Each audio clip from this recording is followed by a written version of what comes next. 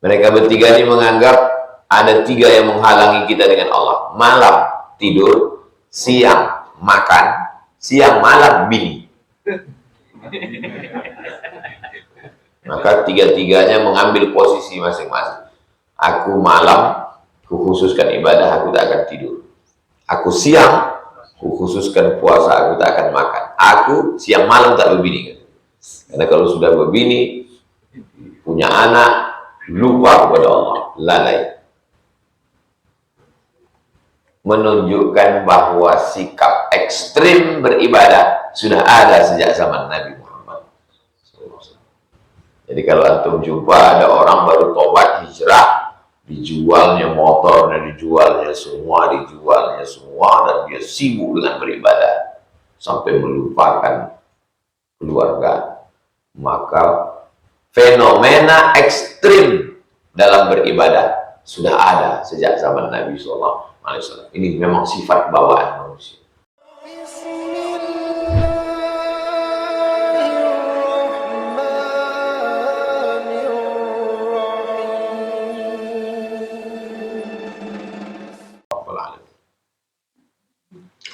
Qala al-musannifu rahimahullah, Imam Muhyiddin Abu Zakaria Yahya bin Syaraf An-Nawawi berkata, wa bihi wa ilaihi, sampai sanadnya ke beliau, sampai kepada sahabat Nabi namanya Anas bin Malik. Wa an Anasin, dari Anas, hadis yang ke-143. An Anasin, dari Anas radhiyallahu anhu, namanya Anas bin Malik. Malik nama ayahnya, nama emaknya Ummu Sulaim. Qala, dia berkata, ja'a salasatu rahtin, datang 3 orang. Rahtin artinya jamaah, 3 orang. 3 orang maksudnya jamaah. Jamaah itu berapa orang Pak Ustadz? 3 orang udah bisa disebut dengan jamaah. Datang 3 orang laki-laki, ila buyuti azwajin Nabi sallallahu alaihi wasallam, ke rumah istri Nabi Muhammad sallallahu alaihi wasallam. Rumah istri di sini maksudnya rumah Sayyidatuna Aisyah radhiyallahu anha. Ini Masjid Nabawi.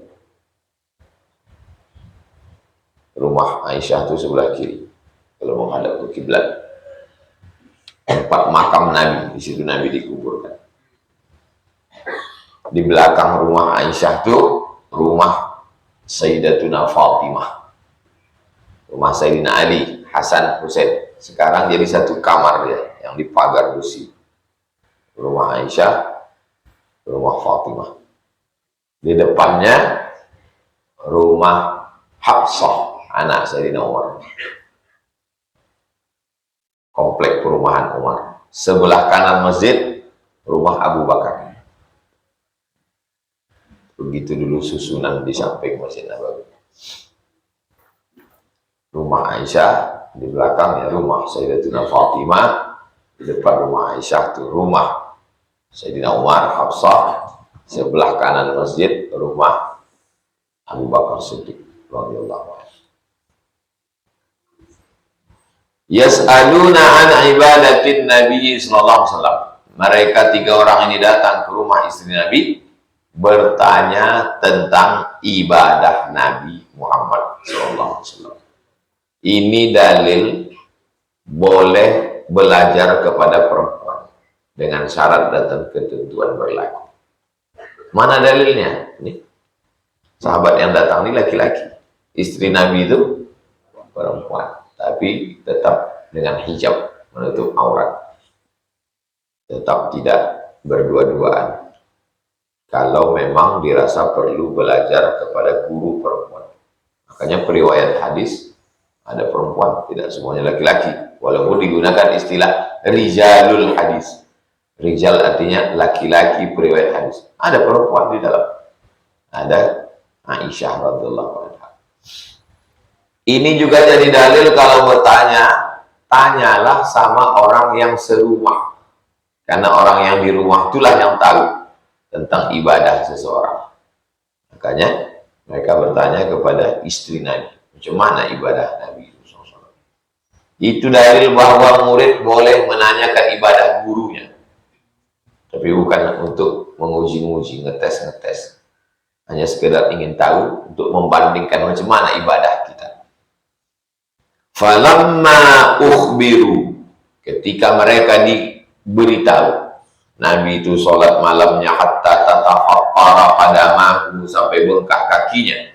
Nabi itu sujudnya sama lamanya dengan sujud, sama dengan lama tegaknya. Panjang ayatnya, begitu juga sujudnya lama. Waktu dia sholat sendiri di kamar. Ka'annahum taqalluha. Mereka, tiga orang yang bertanya tadi, taqalluha. Taqallu dari kata qalil. Mereka menganggap ibadah mereka qalil. Apa itu qalil? Sedikit. Oh, betapa sedikitnya, betapa sedikitnya ibadah kami ini. Tak ada apa-apanya dibandingkan dengan ibadah Nabi Muhammad sallallahu alaihi wasallam. Wa qalu. Ini menunjukkan datang ramai. Kalau satu, wa qala. Kalau dua, wa qala. Kalau tiga, wa qalu. Itu bahasa Arab. Kalau satu perempuan, wa qalat. Kalau dua, wa qalata. Kalau tiga, wa qulna. Kalau bahasa Inggris, he said, he both said, they said. Dia berkata, dia dua orang berkata, dia tiga orang berkata. She said, she both said, they said. Dia satu orang berkata, dua orang berkata, tiga orang berkata. Kalau bahasa Arab enggak. Qala, qala, qalu, qalat, qalata, qulna.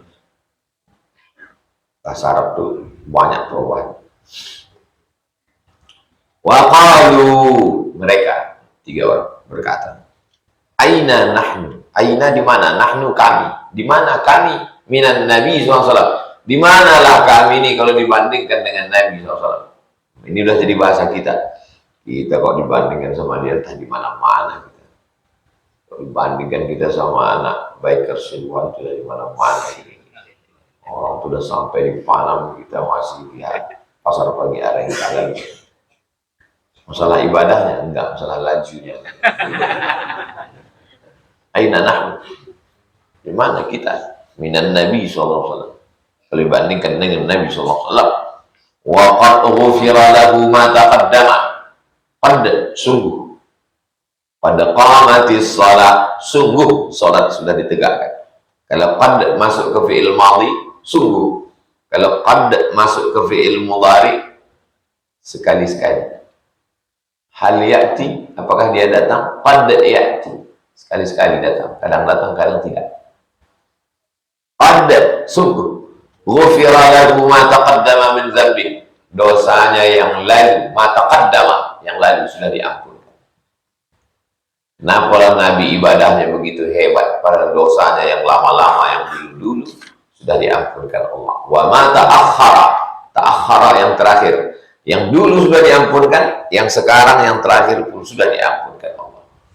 Qala ahaduhum, salah satu dari tiga orang itu berkata, amma ana, aku, fa usalli. Sesudah amma ada fa. Amma, fa. Ammal yatima fala taqhar. Amma sa'ila fala tanhar. Amma bi ni'mati rabbika fahaddits. Itu uslub namanya, gaya bahasa Arab. Amma ba'du fa inna asdaqal hadisi kitab. Sesudah amma ada fa.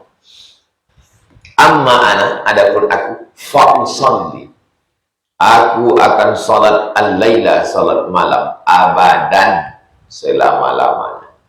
Tak akan tidur malam. Kalau begitulah banyaknya ibadah Nabi, sementara ibadah kita tak ada apa-apanya, padahal dia sudah diampunkan dosanya yang lalu, yang sekarang, yang akan datang, yang besar, yang kecil, yang nampak, yang tak nampak, yang zahir dan yang batin. Amma ana, aku fa usalli, aku akan salat laila, malam, abadan, selamanya, sepanjang malam, dan tak akan tidur. Wa qala al-akhar, yang lain, yang orang kedua berkata, Wa ana, aku pula, asumu, aku akan berpuasa terus ad-dahra. Dahar artinya sepanjang zaman. Asal kata dahra, masa. Dahar jadi makan. Dahar. Asumud dahra, saya akan puasa sepanjang masa, tak makan-makan. Wala uftir, la uftir, aku tak akan makan. Wa qala al-akhar, orang yang ketiga, wa ana a'tazilun nisa, saya menjauhi perempuan, maksudnya tak nikah. Fala atazawwaju, saya tak akan membini, tak akan beristri, tak akan menikah, abadan, selamanya tak akan menikah. Tiga. Mereka bertiga ini menganggap ada tiga yang menghalangi kita dengan Allah. Malam tidur, siang makan, siang malam bini. Maka tiga-tiganya mengambil posisi masing-masing. Aku malam, kukhususkan ibadah, aku tak akan tidur. Aku siang, kukhususkan puasa, aku tak akan makan. Aku siang malam tak berbini. Karena kalau sudah berbini, punya anak, lupa kepada Allah, lalai. Menunjukkan bahwa sikap ekstrim beribadah sudah ada sejak zaman Nabi Muhammad.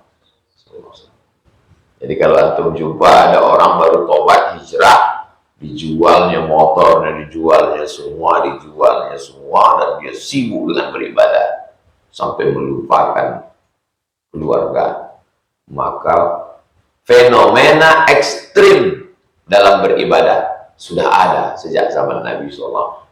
Ini memang sifat bawaan manusia. Kalau ada orang yang amat sangat beribadah tak berhenti-berhenti, itu sudah ada.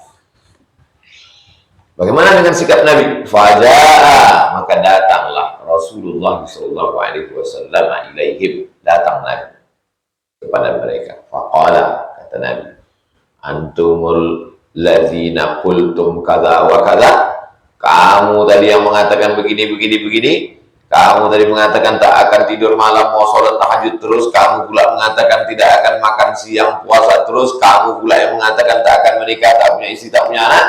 Kata Nabi, ama ketahuilah, wallahi, demi Allah. Nabi bersumpah.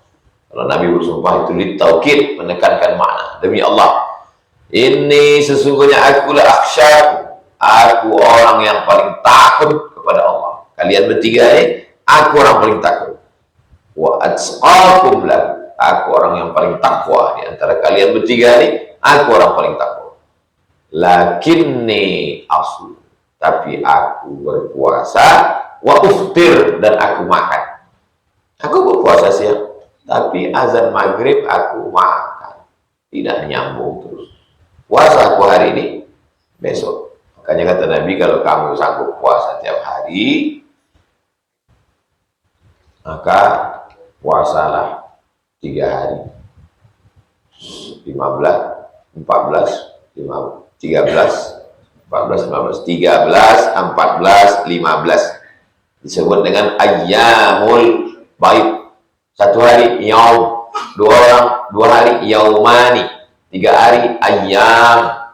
Fa'iddatun min ayyamin ukhra. Ayyam, hari-hari, baik, putih. Kenapa disebut hari putih? Karena bumi yang hitam saat 13, 14, 15 itu putih. Putih diterangi cahaya bulan. Menurut medis, 13, 14, 15 tingkat kelembaban tubuh tinggi. Karena badan itu berpengaruh dengan pergerakan bulan. Bulan mempengaruhi ombak pasang surut laut. Bulan mempengaruhi musim. Bulan mempengaruhi kelembaban tubuh. Maka tanggal 13, 14, 15 lembab.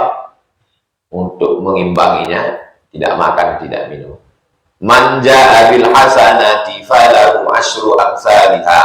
Siapa yang beramal 1 dibalas 10. Jadi siapa yang berpuasa 3 hari kali 10, 3 kali 10 sama dengan 30. Jadi kalau ada orang yang memaksakan diri sebulan 30 hari, kata Nabi, tak perlu. Cukup kalian 3 hari saja. Sama dengan sebulan. Ini untuk melawan sifat ekstrim dalam beribadah. Karena nanti berefek ke yang lain. Berefek ke kesehatan, berefek ke pekerjaan, berefek ke semangat kerja di kantor, di tempat bekerja, berdagang, berniaga di pasar. Umat Islam ini tidak boleh lemah. Jangan hanya karena puasa, lalu pasar kosong, tentara-tentara lemah, letoy. Cuma mau melawan Israel.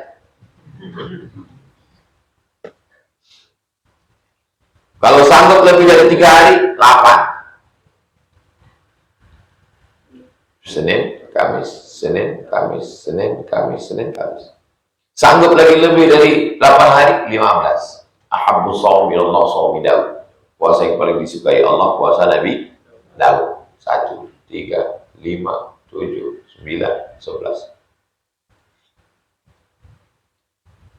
Wa usalli, aku pun sholat malam. Wa arqud, aku tidur. Tak boleh dari mulai isya sampai subuh tak tidur-tidur. Besok, cuma mencari nafkah, cuma mau bekerja. Wa atazawwajun nisa, dan aku menikahi perempuan, kata Nabi. Tak boleh berazam seumur hidup tak nikah-nikah. Karena gagal nikah dengan dia, Pak Ustaz, sampai mati saya tak nikah. Bodoh. Alhamdulillah gara-gara dia nikah, kita tak nikah-nikah. Kalau kalian mau sakit hati karena gagal sama dia, Pak Ustaz, menikah aku agak 4 kali. Nah, itu baru dia panas dia. Kalau kau tak nikah, ketawa dia pas jumpa di pasar. Abang tak nikah, sakit hati sama kamu. Gitu deh. Kalian mesti sukses dalam masalah karir, dalam masalah kuliah, sekolah, dalam masalah nikah, sampai dia menyesal. Tulis nanti di kantor kalian besar-besar, kesuksesan ini supaya dia menyesal. Itu. Aku lah kalian mau bawa diri jadi Zainuddin tak nikah-nikah. Ada zawajun nisa. Kalau kalian jatuh cinta, lalu kalian menikah, maka akan lahir anak-anak yang soleh dan solehah. Kalau kalian jatuh cinta, tak jadi menikah, maka akan keluarlah puisi-puisi yang indah. Aman raghiba an sunnati, siapa yang tidak mengikuti sunnah. Sunnah artinya kebiasaan. Sunnah bahasa Inggrisnya tradition, tradisi. Apa tradisi Nabi?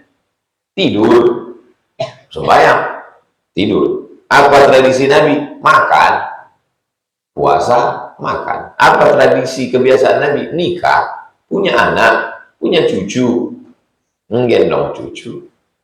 Di peluknya Sayyidina Al-Hasan, Sayyidina Al-Husain.